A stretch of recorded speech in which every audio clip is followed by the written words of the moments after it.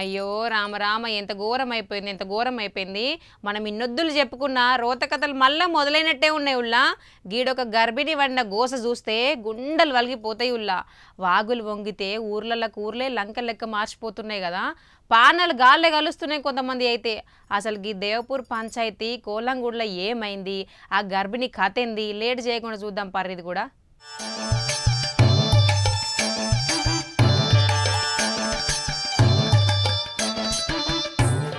ముందుగా అసలు కథ చూస్తే కొమరంభీం ఆసిఫాబాద్ జిల్లా కెరేమేరి మండలంలో ఉన్న కొడప రాజేశ్వరి అనే 7 నెలల గర్భిణికి ఎంబడే దావఖానకు పట్టుకొని పోవాలి. కానీ దేవుడు వరం ఇచ్చిన పూజారి కరించినట్టు ఊరి పక్కనున్న వాగు ఉధృతంగా ఉరకలేస్తుందంట. రహదారులు మస్తు అధ్వానంగా ఉండుతోటే అంబులెన్స్ వచ్చే తొవ్వలేదు, పోయే దారి లేదు. నెలలు నిండిన గర్భిణి నొప్పులతోని కళ్ళ ముందే విలవిల్లాడుతుంటే ఆ అవ్వయ్యల రంది, ఆ కుటుంబ సభ్యుల బాధలు ఎంతుంటాయి కదా.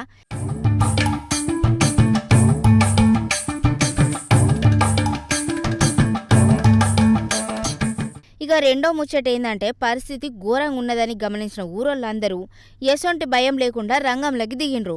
ఎంబడే ఒక కర్రకు దుప్పటి కట్టి డోరు లెక్క తయారు చేసి ఆ 7 నెలల గర్భిణిని అండ్ల వండుకోబెట్టిండ్రు.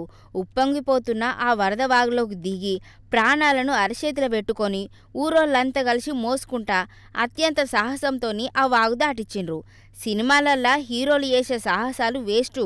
పల్లెటూరి జనాలు ఒక ప్రాణాన్ని కాపాడడానికి చేసిన గీ పోరాటం చూస్తే కన్నీళ్ళే ఆగుతలేవు.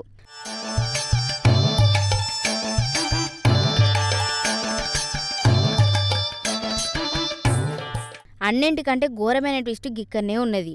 అంత సాహసం చేసి గర్భిణి రాజేశ్వరిని కెరేమేరి ఆసుపత్రికి చికిత్స కోసం తరలిస్తే అక్కడ డాక్టర్లు పరీక్షించి గట్టిషాకే ఇచ్చిండ్రు.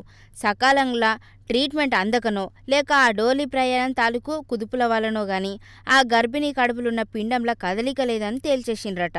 అక్కడి నుంచి ఆసిఫాబాద్ ఆసుపత్రికి రిఫర్ చేసిండ్రట గీసార్లు. ఇక ఎంబడే అట్లా పంపించేసిళ్ళు. ఒక ప్రాణాన్ని కాపాడుకుందామని ఊరంతా కలిసి కోట్లాడితే చివరకు కడుపులోనే ఆ పసి ప్రాణం ఆగిపోవడం ఎంత దారుణం కదనుల్లా.